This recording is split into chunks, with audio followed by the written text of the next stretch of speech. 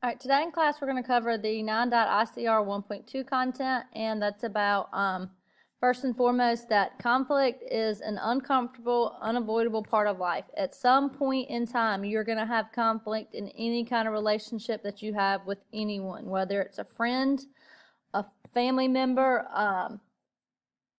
an acquaintance that you come in contact with in the public. So eventually, unfortunately, conflict is going to happen with some sort, with another individual or group.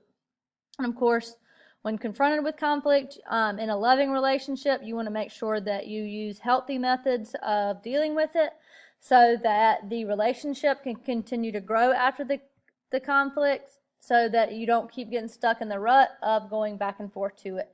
So the way to deal with it in a healthy relationship is, the best way is to have like the win-win way, and that is collaborating. And collaborating is when two people work together to fully satisfy the concerns of each person. So they're not just trying to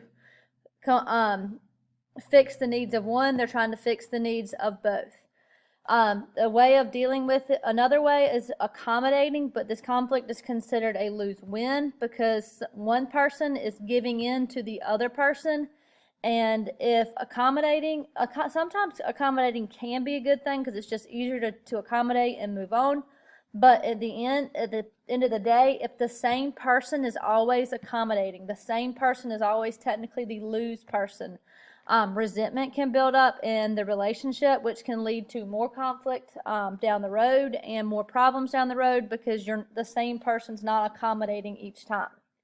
And then the last, not the last one, but another way to deal with conflict is negotiation. And negotiation is when two or more people come together to try to reach an understanding to say, well, if you do this, I'll do this. If you do this, I'll do that, and intend to reach an understanding to resolve the conflict by like giving a little and then giving up a little and then gaining something else. So of course, different ways to